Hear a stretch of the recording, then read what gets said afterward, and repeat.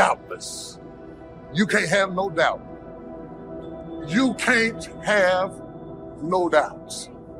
I'm not talking about other people believing for you.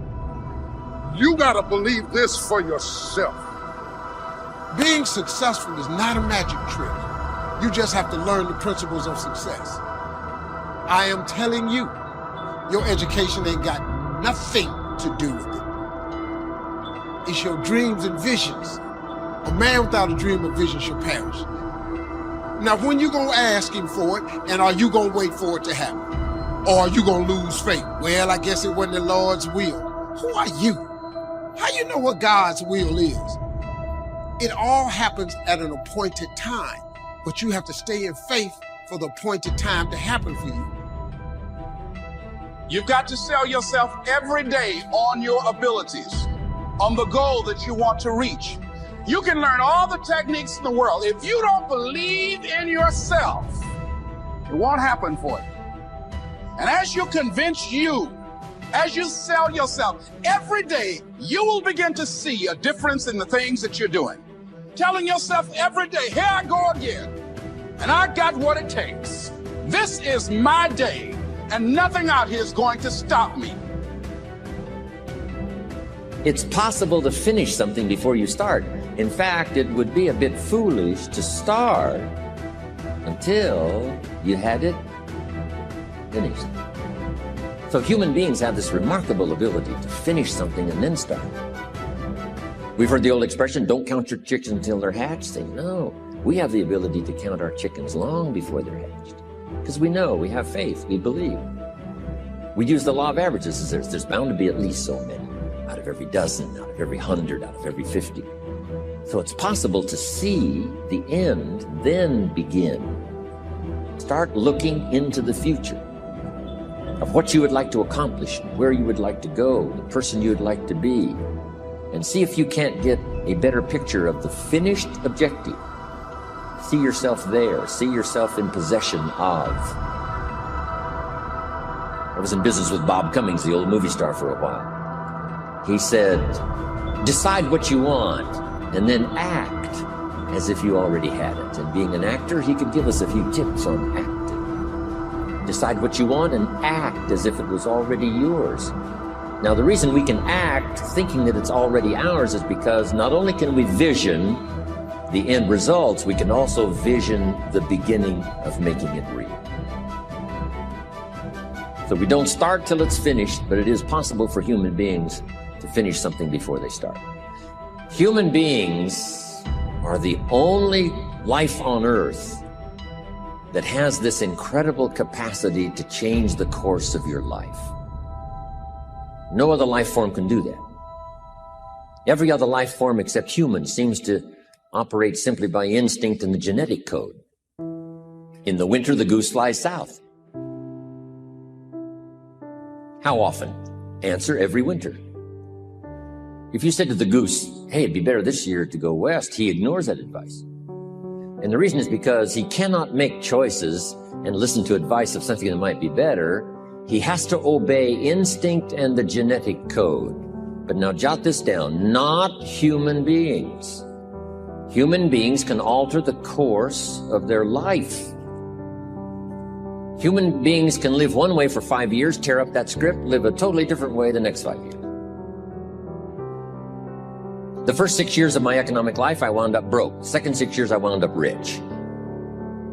Someone says, how did you do that? Here's number one. I discovered I was not a goose. Someone says, don't you have to do the second 6 years like you did the first 6 years? And jot this down. No, you don't have to live the second 6 years like the first 6. You can use all the information and all the advice and repairing all of your mistakes and adopting a new and refined philosophy so that the next 6 years can be totally different than the last 6. Are you letting your circumstances talk you out of what God put in your heart? Now you've quit believing? God still wants to bring it to pass, but you have to get in agreement with Him and say, God, I still believe it can happen. The odds are against me, but I still believe I can accomplish my dreams. I was raised in dysfunction, but I still believe I can set a new standard. Thoughts whispering, You'll never meet the right person. You can't pass that college course. If you start dwelling on it, these problems are so big. I don't see how it can work out. Before long, you'll be negative. Don't take the bait. Those are lies to try to defraud you out of your purpose. Do yourself a favor, ignore it. Just say, no thanks, I still believe. Faith is the belief in things that you cannot see. You can never lose faith. When you don't see no way how, you have to buckle down and keep believing. God is always coming. No other life form can do this. See, if you were a tree, you'd be stuck. As a tree, if you used up all the nourishment that was around you and you couldn't change location, see, you would die. But that's not true. Human beings can change location, go north, south, east, west, live here for a while, live somewhere else for a while. So that's a note to make. You can greatly alter the course of your life. Now here's the next note to make. 5 years from now, you will arrive. The question is where? This is for mature people now. If you keep up your present disciplines and keep up the present pace that you're on, where will you be in 5 years? Boy, it's easy to say, hey, I haven't really thought about that. So now make this note. In 5 years, here's the probability. You will either arrive at a well-designed destination or an undesigned destination. Well-designed or undesigned. And I promise you, 5 years from now, you really don't want to arrive at an undesigned destination. Because you may very well wind up wearing what you don't want to wear, driving what you don't want to drive, living where you don't want to live, maybe doing what you don't want to do. Simply because you didn't design a better destination. Key phrase, up front, the decisions are easy. Now, sometimes after we've lived a few years now, to repair our mistakes and get back on track seems like a tough job. If you've messed up your health for 10 years, I'm telling you, it takes more than 10 days to get it back. But here's the key, and it's so exciting to talk to the teenagers. Make the note, if you start early, the fortune belongs to you. If you start early. All fortunes that are available to humans, if you start early, the promise looms large and the odds are heavy in your favor. Now, yes, it's possible to do some radical things starting late and still arrive with some good treasures and some good things. But when you haven't got that much time left, now sometimes the decision has to be so drastic, people are not willing to make it and they're too tired and too weary and too ill. And say, look, I don't have much time left. It's not going to happen for me anyway. It's easy to take that attitude. But everyone here, we've got the time over the next 10 years. We've got the time the next 20 years. We've got the time the next 30 years to make some repair now in our errors of the past and set up some new disciplines. And I'm telling you, that's going to change everything. So, 5 years from now, I wish for you to arrive at a well-designed place. A place of productivity, a place that'll make you feel good about yourself, a place that'll give you honor and respect, a place that'll give you influence to touch other people 5 years from now that you couldn't do today. Where will you be in 5 years? Key phrase, we go the direction we face. We go the direction we face. If you start designing something at the end of this direction, sure enough, you will start going the direction you face. And we face the direction we design.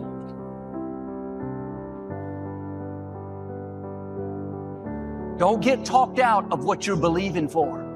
You had every right to give up. The setback should have talked you out of it. You haven't seen any sign of things changing. All the facts say it's impossible. Your attitude is, that's okay. God can do the impossible.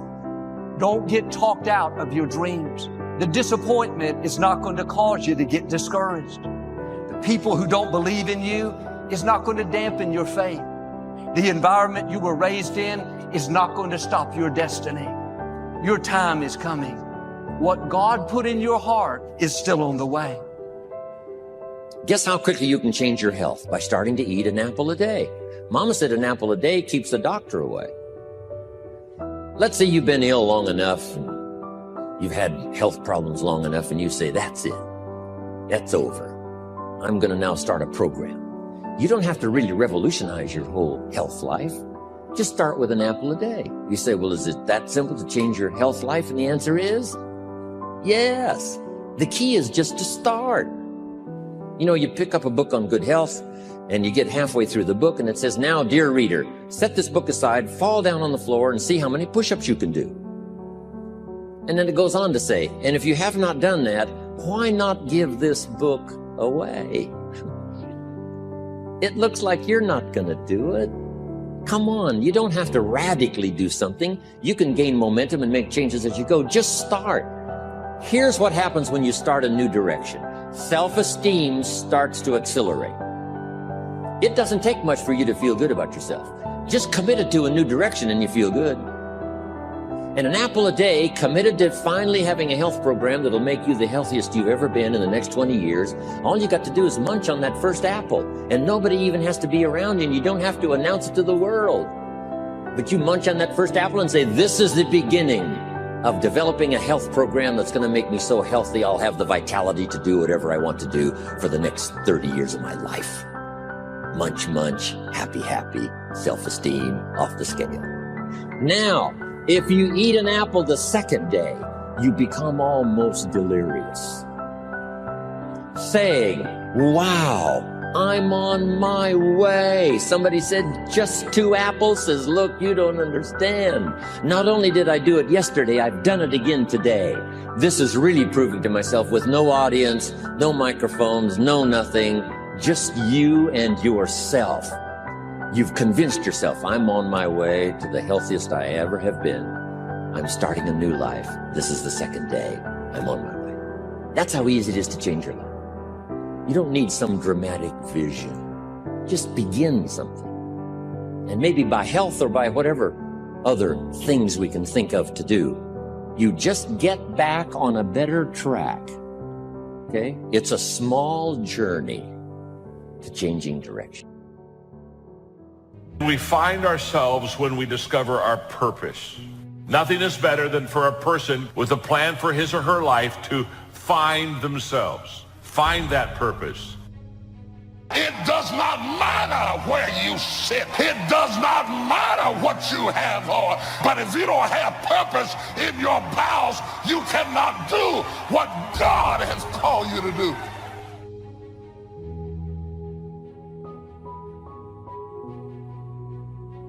It's what makes you solid. It's what makes you secure. It's your mooring. It keeps you just exactly where you need to be so that you can accomplish what you want to accomplish. To discover your purpose, to find yourself. What a wonderful thing. That's what our subject is about today. But if you don't have the tough tenacity, God-anointed, purpose-driven life, you will give up and walk away. But there are some of us that have nothing to walk away to. If it's fight, we just got to fight. We're like the woman with the issue of blood. If I have to crawl to get there, then I'm getting on my knees. I still got to go. But there's a second challenge. Once we find our purpose, discover why we're here, there's a second challenge that we have, that we face, and that is to lose ourselves. And we lose ourselves when our purpose becomes bigger than us. To find a purpose, how important. But then to take that purpose and place it in a position with people that has eternal factors involved is to lose yourself and to go to another whole level of life and another level of living. Very few people find themselves and lose themselves. Place that purpose in a position that is so much bigger than us that we can literally lose ourselves in the process. In a time of change that's taking place around the world, in a time when people are feeling a great deal of anxiety and fear and reservations about the future, at a time when people are going to work and don't know whether or not they will have a job when they get off, and not necessarily because of their performance, but because of what's happening in the economy, at a time when there are challenges more so than ever before in personal relationships, that many times I'm sure that We've all taken time just to stop and reflect many times when we hear what's happening in the news or read the newspapers. And so I think that now more than ever, we must begin to look at what are the things that we can do will enable us to do some things and use some powers that we have that many of us go through life never ever discovering that we have those things going for us. And part of that, I believe, is knowing what it is your life worth. What is it that gives your life a sense of meaning and purpose? Because once you find that, it puts you in your power place. See, if you know what your life work is, I encourage you to start working on it. If you can't do it all at one time, do just a little bit of it. And if you don't know what it is that you showed up to do, if you don't know why you're here, I encourage you to find out what your purpose is here. What is the meaning of your life? Once you identify it, you have to invest in it. You have to support it. You have to put yourself in an environment where you can shine. So the first question we have to ask ourselves this morning is, how do we find ourselves? That's challenge number one. And we find ourselves when we discover our purpose. The world is so full of apathy.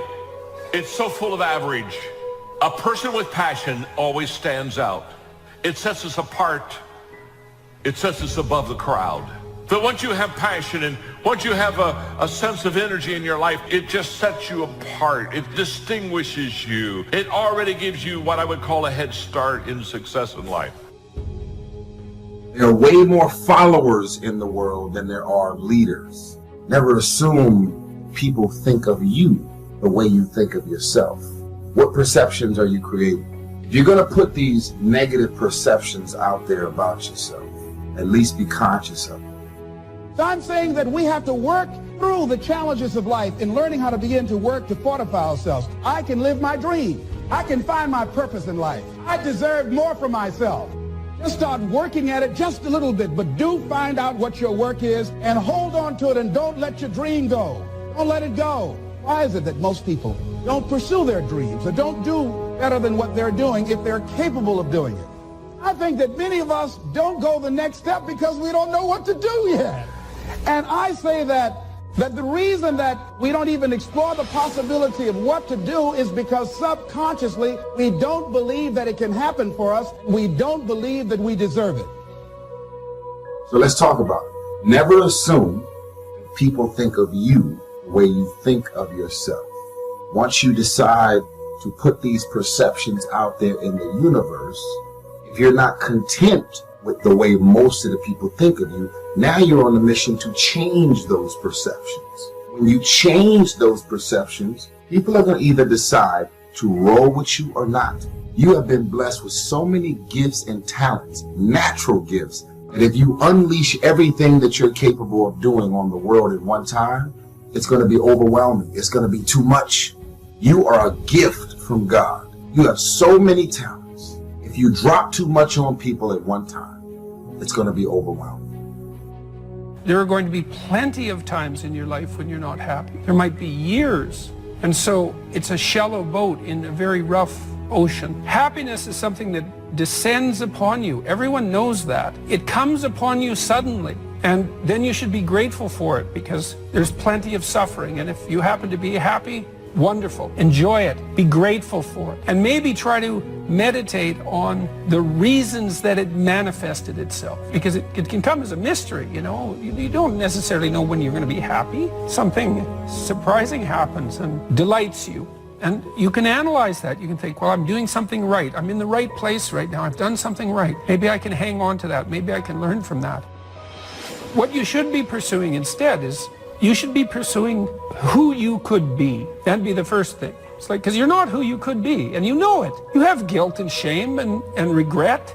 You berate yourself for your lack of discipline and your procrastination and all your bad habits. You know perfectly well that you're not who you could be. And God only knows who you could be. And so that's how you should be that's what you should be striving for. And associated with that, you should be attempting to formulate some conception of the highest good that you can conceive of, that you can articulate. Because why not aim for that? Your life is short and it's troublesome. And perhaps you need to do something worthwhile with it. And if so, then you should do the most worthwhile thing. Figure out what that is for you and to dispense with those parts of you that are unworthy. And then maybe, if you're fortunate and you do that carefully, then happiness will descend upon you from time to time. And that's the best you've got. And then also perhaps during sorrowful times, the fact that you've strengthened your character and that you're aiming at the highest that you can conceptualize, that'll give you the moral fortitude to endure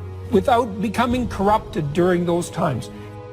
So here's what I'm suggesting. How much time do you spend working on you? How much time do you spend every day working on your dream?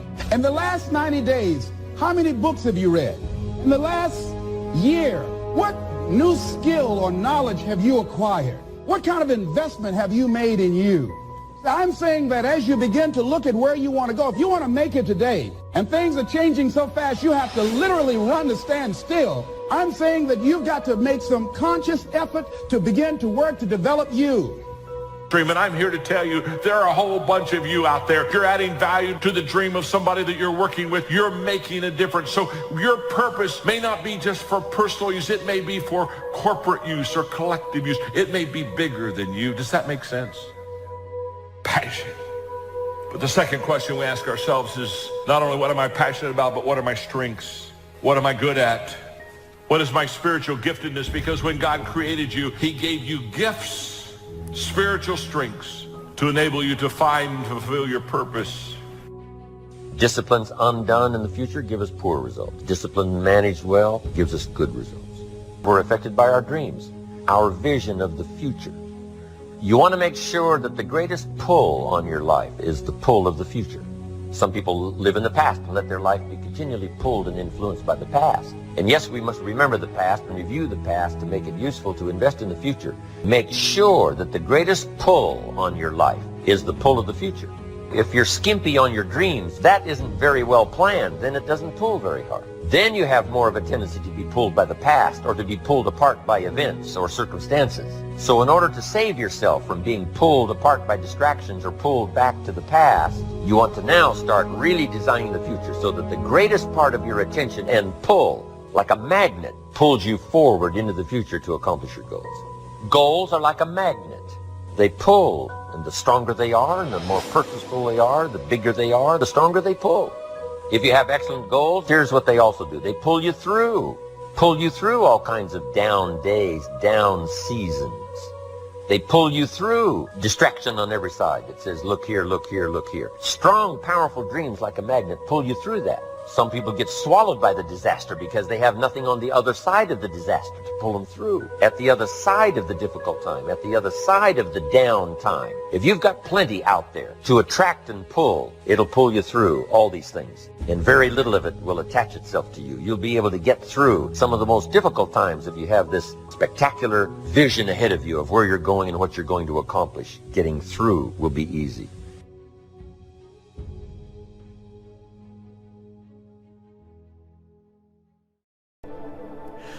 I want to talk to you about the concept of taking charge of your life.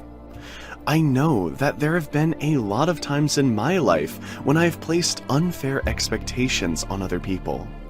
By this, I mean that I've expected them to be something they weren't capable of being, or to be someone they didn't want to be.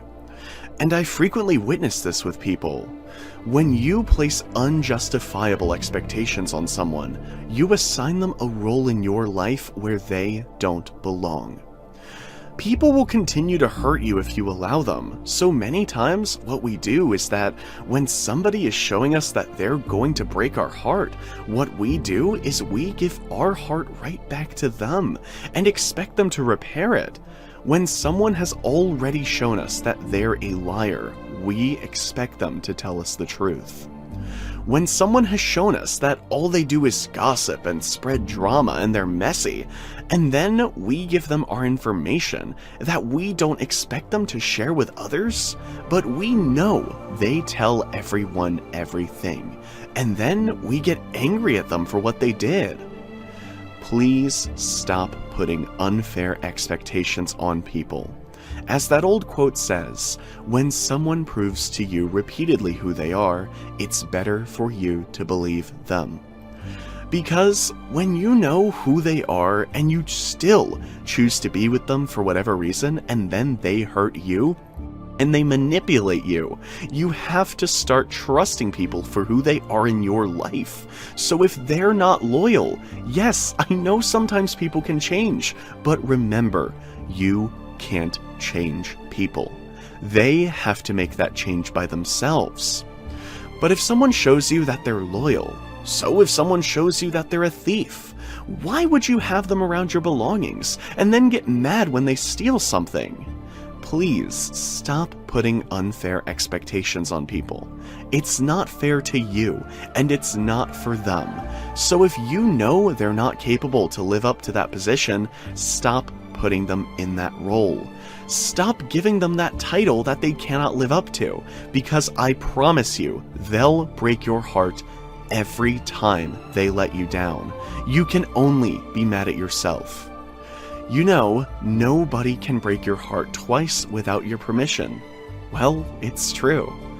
The first time it's on them, and the second time it's your fault, because they made it clear who they are.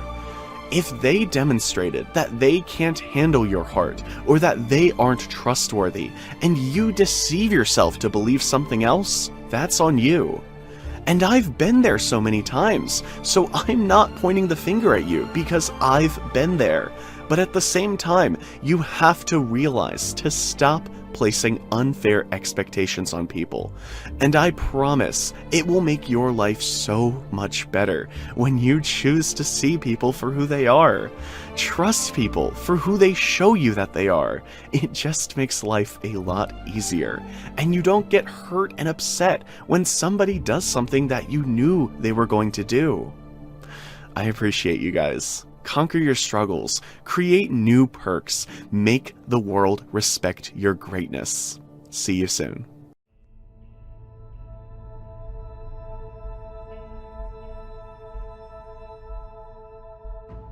There are two powers in life that every one of us have to deal with every day. The two powers in life that you can never control or stop. The two most difficult components in life to manage is time and change.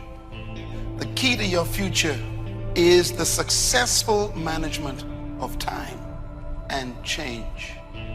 You can't stop time, you can't stop change. So all you can do with them is manage them. And you become what you are based on how you manage both of them.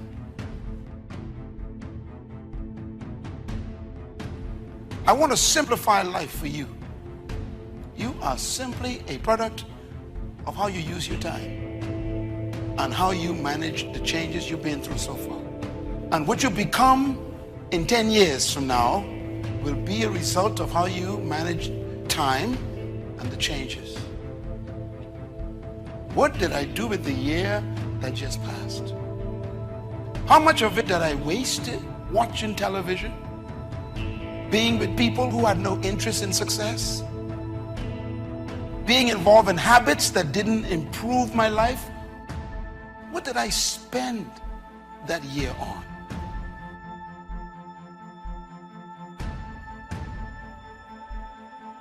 Time and change are the raw materials of life.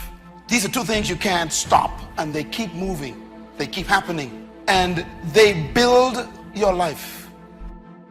Time and change are building blocks. In other words, time and change are the only commodities in life that every human have in common. All of us are given 24 hours every day, and all of us are subject to change every day. So no one is better or less when it comes to time and change. Time also gives you this opportunity for you to make plans, to plan your life. And the secret to life is effective management, time and chance.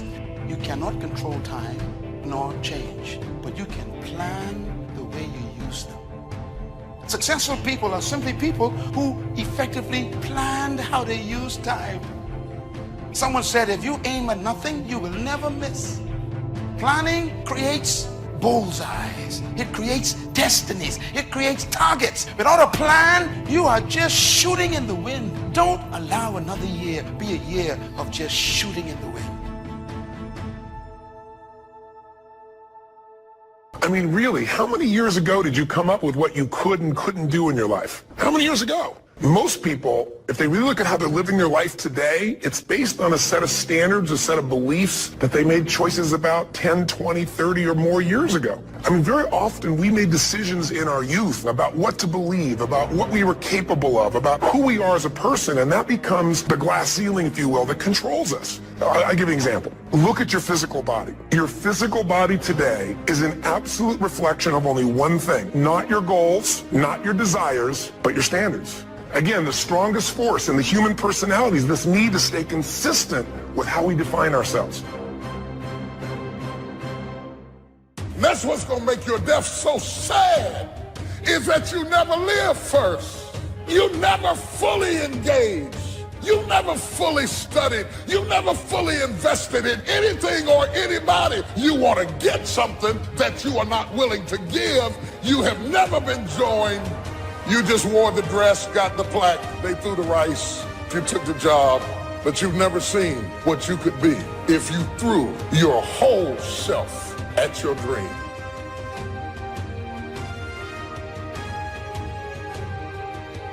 Despite everything that's been written about the importance of goal setting, very few people actually put it into practice.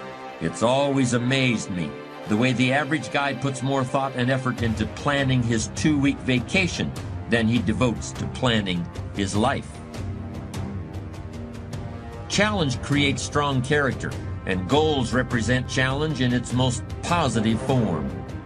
Leaders have their personal goals clearly in focus, as well as the goals of the organization. In fact, one of the principal responsibilities of leadership is defining goals for the vast majority of people who aren't able to do it for themselves. How do you keep the faith? How do you keep your head above water? How do you march against the tide? How do you stand up when everybody around you seems to be falling down? How do you keep firm and solid footing when everything underneath you seems to be slipping away? How do you keep the faith? You've got to be born again. And when you're born again, there are some things you just have to take. Just some things you have to stand up under. There's just some fights you're going to have. To a great extent, I think perseverance can be learned. And there are some very powerful techniques that can help you learn it. By far the most important tool you can use in developing perseverance is a personal list of challenging, realistic, well-defined, and highly rewarding goals. In recent years, we've overlooked the importance of perseverance to some extent because we believe so strongly in talent as the true determinant of success. For instance, there are a great many special programs in the schools for so-called gifted children, and these programs can begin as early as the 1st grade. A child is tested, and he's either gifted or he isn't. He either has talent or he doesn't. Our expectations of him change based on how he does on those tests, and his expectations for himself change also. Of course, there are some educational systems that place a little less faith in talent and a little more faith in long, hard work. And since those systems have been the source of some incredible progress in recent years, I think it's important to look closely at perseverance and how you can get some of that stuff, whatever your gifts and talents may be. You don't have to lose your faith just because God didn't say yes to what you requested him to do. You don't have to have a nervous breakdown, a pity party, throw in the towel just because you didn't get the job, didn't get the house, didn't get the healing, didn't get what you wanted from the Lord. You don't always get your goals, but you always get your standards. Everybody in life gets their musts. They don't get their shoulds. Most people have a list of shoulds, don't they? Don't you have a list of the shoulds, things you should do, you should follow through on? I should get into the office earlier. I should be, more confident. Whatever your should list is, when you decide something is a must for you, an absolute must, when you cut off any possible, you say, I'm going to find a way, or I'm going to make a way.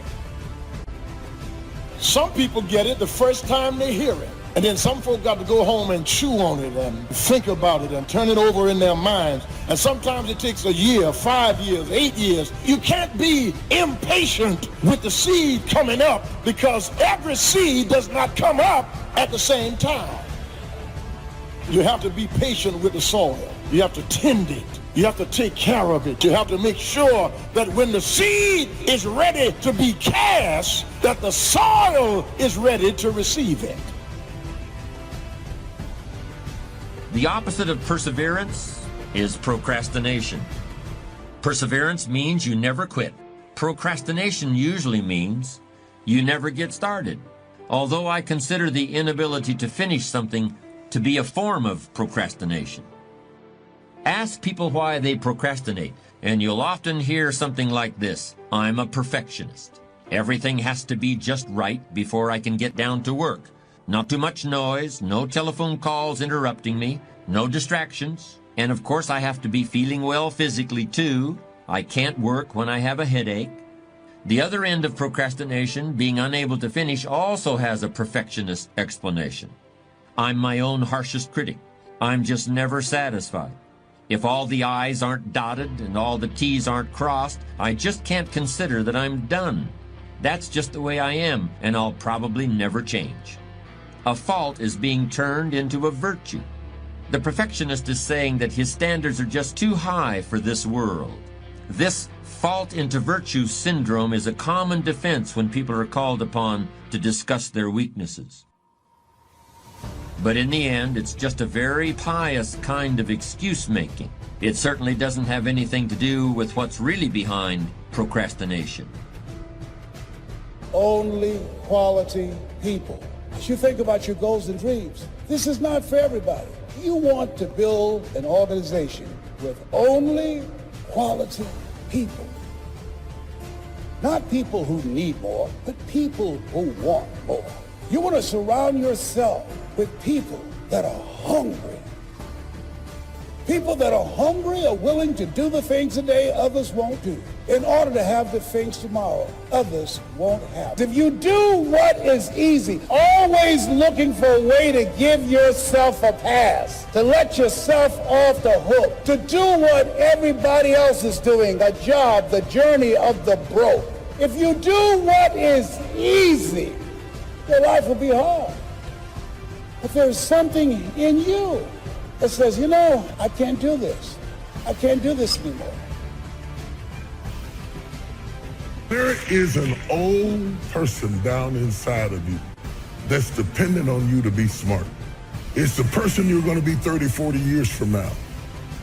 Do not disappoint that person by being foolish through the strongest years of your life. And then when your back is out and your knees are swollen and you can't move around, now you're out there going to get your grind on now? The basis of procrastination could be fear of failure.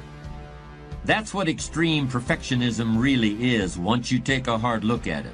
What's the difference whether you're afraid of being less than perfect or afraid of anything else? You're still paralyzed by fear.